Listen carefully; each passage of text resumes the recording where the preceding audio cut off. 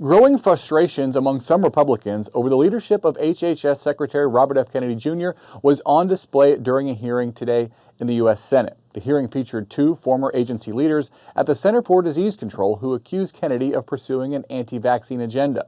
Joining me to discuss, Julia Manchester, national political reporter here at The Hill. Hey, Julia. So these accusations have been flying back and forth between Kennedy and one of the witnesses, Dr. Susan Monarez. She's the former director of the CDC. She says Kennedy fired her because she would pre-approve recommendations of a panel comprised of vaccine skeptics and refused to fire vaccine experts without cause. Kennedy says Monarez didn't align with President Trump's agenda and told him she's not a trustworthy person, which she denies ever saying. Okay, so I was particularly interested today in what Senator Bill Cassidy would have to say. He's a Republican from Louisiana, red state. He's up for re-election next year, but he's also a doctor, and he's frequently talked about the benefits of vaccines.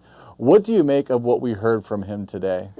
Yeah, Bill Cassidy is such an interesting figure because he does have that background of being a senator, but also being a doctor and coming from a red state. And he happens to be facing a very conservative primary challenger in that state. So that's factoring into this as well. But Bill Cassidy had essentially, prior to RFK Jr.'s nomination and his eventual appointment to HHS, we had heard him voice a lot of skepticism, some criticism about RFK's past statements, particularly on vaccines. We know that Bill Cassidy ended up voting in favor or to confirm Robert F. Kennedy Jr., but he's recently taken a much more critical stance of RFK Jr., particularly since the CDC director was fired. I mean, you have him, just a few weeks ago on Capitol Hill sort of grilling RFK Jr. on this issue of vaccines. And that's a political risk for him at the end of the day, because we do know that he's facing that primary challenger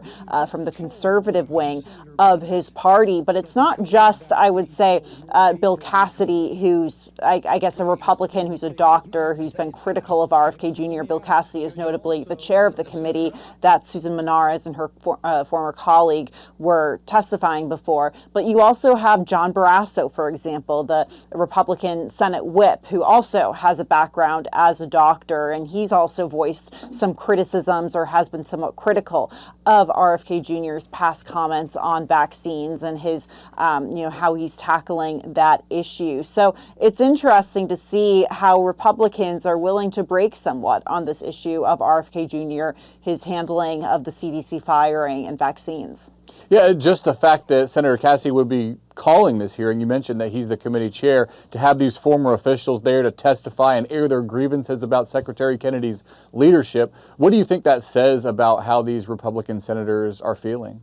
Well, I think Bill Cassidy is unique in many ways because unlike a lot of his colleagues, Bill Cassidy voted to convict Donald Trump following the impeachment trial in the Senate in 2021 and following the 2021 Capitol or attack on the Capitol on January 6th. So he's always been on shaky ground when it comes to President Trump. But like I said, I think he's taking a political risk here in being very critical and really creating, a public show of this and pushing the news of the CDC director firing and the fallout from it, pushing it to continue to be in the public sphere. I, have to note that also at the hearing today, you had Senator Lisa Murkowski from Alaska. She is someone that, breaks with Trump from time to time, voted to convict him, for example, has been critical of him. She, was critical of RFK Jr. and his handling of the department at today's hearing. So I think that speaks volumes as well. Yeah, Senator Collins as well, another Republican. She's from Maine, another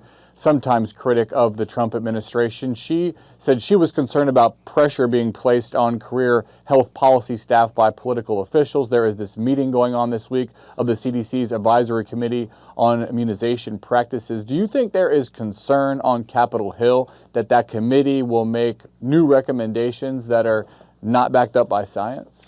Yeah, and we seem to hear that coming from senators like Susan Collins, Lisa Murkowski, and Bill Cassidy, and also a number of Democrats. I think there is a concern that this revamp or this, makeover of HHS and its affiliated agencies, is political in nature. That they are, getting rid of a lot of career officials and replacing them with essentially yes men and yes women. And I think this is an example of that.